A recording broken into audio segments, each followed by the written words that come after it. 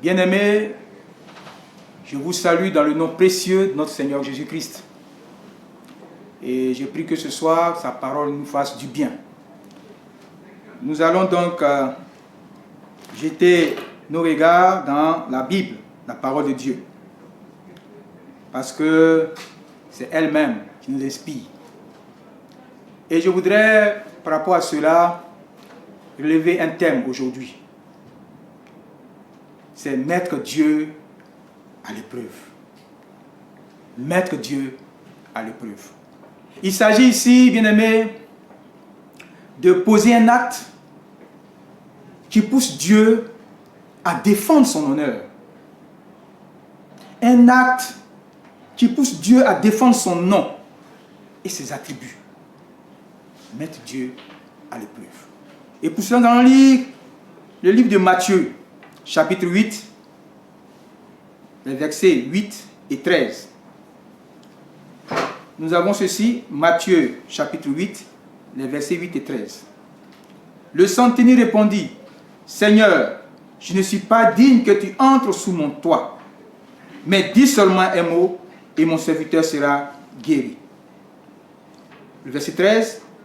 Puis Jésus dit au centenier, « Va, qu'il te soit fait selon ta foi. » Et à l'heure même, le serviteur fut guéri. Oui, bien-aimé, la réaction du centenier, son comportement a réjoui le cœur du Seigneur Jésus. Il a fait preuve de foi. Donc laisse-moi te dire que par la foi, nous pouvons éprouver Dieu. Par la foi, nous pouvons faire bouger le cœur de Dieu. Le centenier l'a démontré ici. Il dit au Seigneur, ce n'est pas la peine que tu arrives chez moi. Seulement là où tu es, dis seulement un mot. C'est manifester la foi. La foi qui est la ferme assurance des choses qu'on espère. La démonstration de celles qu'on ne voit pas. Oui, mon frère. Par l'attitude de ce centenier, Dieu a défendu le nom Jéhovah Rapha, l'Éternel qui guérit. Il s'est senti là poussé à intervenir et à guérir le serviteur du centenier. Parce qu'il a fait preuve de foi. Alors, comprends-le, je t'invite à manifester la foi dans le nom du Seigneur Jésus. Parce que le Seigneur, il agit toujours, il est toujours le même et tout puissant pour te faire du bien.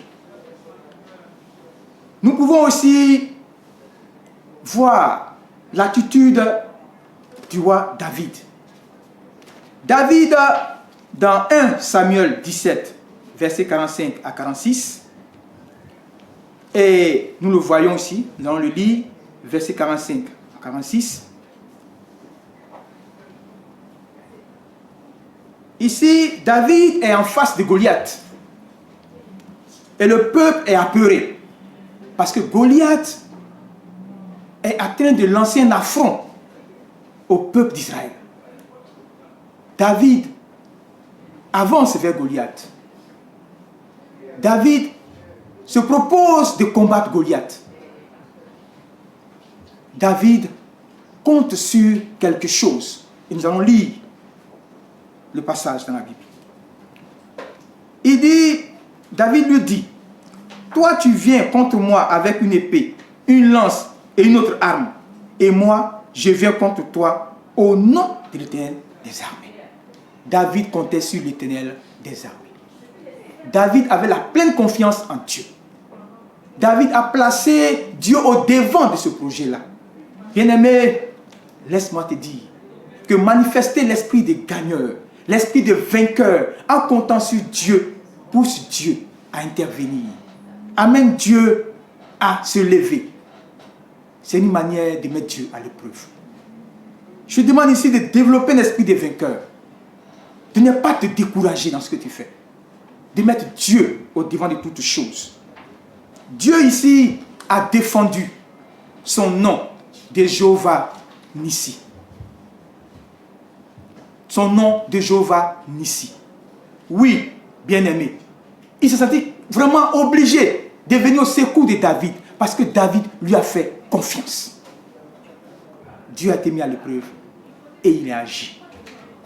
Je vais aussi t'inviter à réfléchir sur ce qui s'est passé dans le livre de Malachie, chapitre 3, au verset 10. Et là, le Seigneur qui dit aux hommes, au peuple, que vous me volez, vous prenez ce qui est à moi. Et je vous demande une simple chose, et je paraphrase, apportez de ma maison les dîmes qui me reviennent. Et là vous verrez ma main intervenir dans votre vie. Malachie 3, verset 10. Je veux simplement te dire, bien-aimé, que par nos offrandes, par nos dîmes, nous pouvons mettre Dieu à l'épreuve. Oui, tu es sûrement dans une situation difficile. Tu ne sais pas comment amener Dieu à intervenir dans ta vie. Mais est-ce que tu es fidèle dans les offrandes et les dîmes? Est-ce que tu es fidèle? Est-ce que tu n'as pas oublié ce pan-là? Est-ce que quand on parle d'offrande, quand on parle d'agir dans la maison de Dieu, est-ce que tu n'es pas toujours là indifférent? Bien-aimé, change de comportement.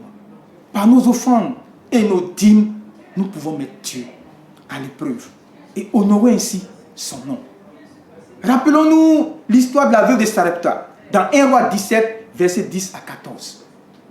Une dame qui n'avait pratiquement rien, mais qui est en face d'une épreuve. Nourrir le serviteur de Dieu, donner au serviteur de Dieu de l'eau, de la nourriture, le peu qu'elle avait. Mais elle l'a fait. Elle l'a fait. Elle a donné. Elle a répondu aux besoins de Dieu. Bien-aimé, l'offrande touche le cœur de Dieu.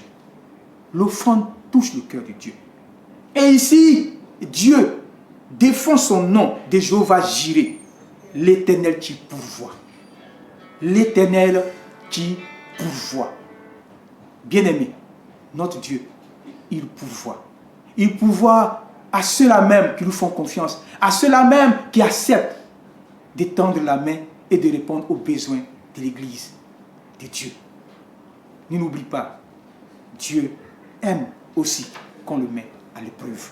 Et je voudrais ce soir t'inviter à cela, t'inviter à réfléchir sur ce qui a été dit, afin que ta communion avec le Seigneur soit parfaite. Sois béni et là où tu es. Au nom de Jésus. Amen. Nous allons prier par rapport au message qui a été délivré.